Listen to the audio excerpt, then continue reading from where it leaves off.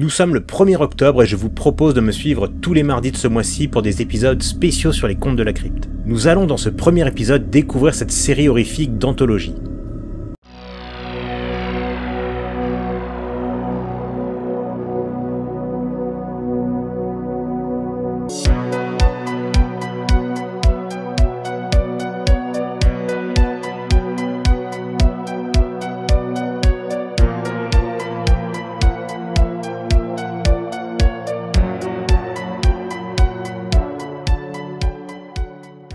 Certains d'entre vous l'ont vu dans les années 90 sur M6, ce qui fut mon cas. Vous vous rappellerez forcément de ce jingle avant-propos.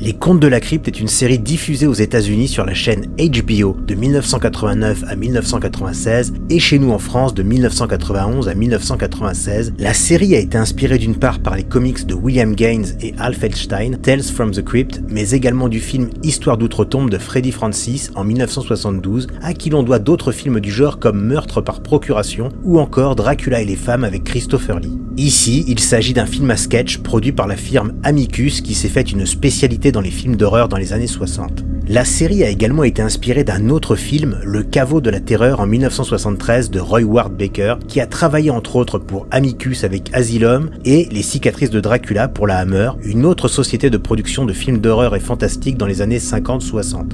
Il s'agit également d'un film à sketch en hommage aux comic shock suspense stories et Tales from the Crypt de Gaines et Feldstein. Et évidemment, comment ne pas mentionner le film Creepshow de Romero et Creepshow 2 de Michael Gornick sur le même principe, mais également Cat's Eye de Lewis Teague. Revenons un peu à la série télé, celle que vous connaissez sans doute. Nous sommes accompagnés par le gardien de la crypte, un ineffable mort-vivant décharné qui en guise d'avant-propos nous raconte avec délectation et humour noir des situations grotesques et inextricables tout en se moquant des protagonistes que nous nous apprêtons à voir. Le générique était réalisé à partir d'une maquette et pas moins de 6 marionnettistes pour donner vie au gardien. Il fut doublé par John Cassir aux États-Unis, puis Francis Lax en France, connu pour avoir doublé Harrison Ford dans la trilogie Star Wars. Cette série a la particularité d'avoir été produite par des figures emblématiques de cinéma de genre des années 80-90. En effet, l'idée de reprendre ces récits horrifiques et d'en faire plusieurs épisodes nous vient d'une étroite collaboration entre la chaîne HBO et 5 grands pontes d'Hollywood, à savoir Joel Silver, David Giller, Richard Donner, Walter Hill et Robert Zemeckis. Et quoi de mieux pour mettre en scène ces épisodes que de faire appel à des pointures et des stars de l'époque. Nous retrouvons devant et derrière la caméra des noms comme Michael J. Fox, Arnold Schwarzenegger, Demi Moore, Kyle MacLachlan, William Friedkin, Tim Curry ou encore Howard Deutch. Tous les thèmes y sont abordés, la jalousie, la trahison, la métamorphose, la cruauté et toute autre situation cocasse épicée à l'humour noir sous forme de court-métrage avec les contraintes que cela implique.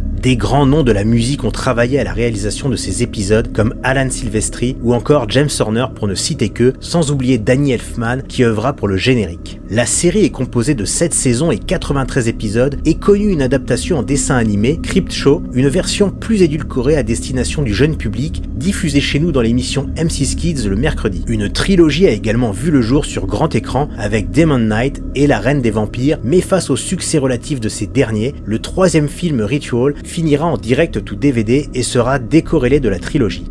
Il est maintenant temps pour moi de vous dire au revoir et à mardi prochain pour un nouvel épisode. Ciao.